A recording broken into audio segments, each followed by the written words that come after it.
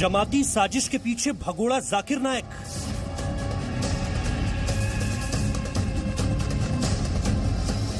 Malaysia जमातियों की भूमिका इस कोरोना आत्मघाती हमले में अहम होने की वजह से जाकिर नायक जो मलेशिया में रह रहा है उसका भी इस साजिश में शामिल होने से इनकार नहीं किया जा सकता।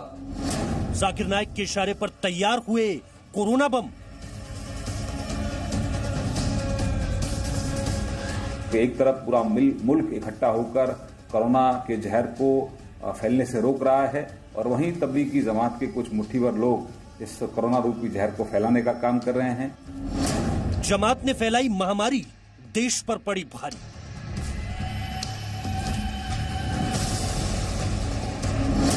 कोरोना खलनायकों का देश के खिलाफ वायरस युद्ध।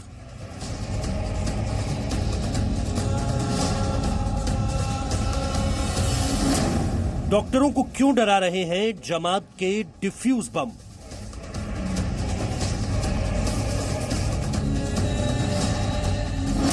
जमाती वायरस से देश पर वार।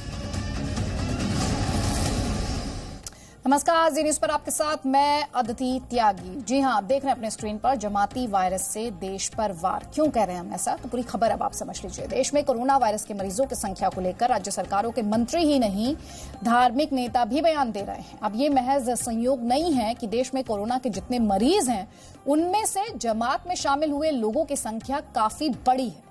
आरोप ये भी लग रहे हैं कि कहीं कोरोना की साजिश के पीछे एक बड़ा गेम प्लान तो नहीं है जिससे भारत में कोरोना वायरस को जानबूझकर फैलाने की ये नापाक साजिश रची गई हो।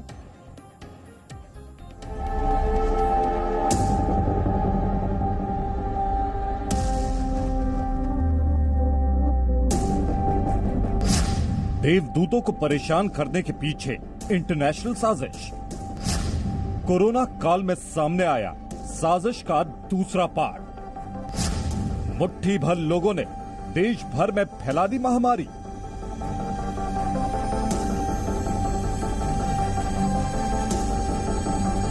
वो डॉक्टरों को इसलिए परेशान कर रहे हैं कि डॉक्टर हिम्मत हार जाए और दूसरों का इलाज ठीक से न कर पाए। देश भर में फैलते कोरोना के खिलाफ देवदूतों का महायुद्ध जारी है, लेकिन अब जमात की करतूत के खिलाफ आवाज सियासत से भी उठने लगी है। उत्तर प्रदेश सरकार के मंत्री श्रीकांत शर्मा ने तबलीगी जमात को कोरोना वायरस फैलाने का जिम्मेदार ठहरा दिया। हम लोगों ने विजय प्राप्त कर ली थी, लेकिन तबलीगी जमात का जो रवैया सामने आया है उससे कहीं न कहीं निराशा लोगों को हुई है, क्योंकि एक तरफ पूरा मुल्क इकट्ठा होकर कोरोना के जहर को फैलने से रोक रहा है और वहीं तबलीगी जमात के कुछ मुट्ठीभर लोग इस कोरोना रूपी जहर को फैलाने का काम कर रहे हैं।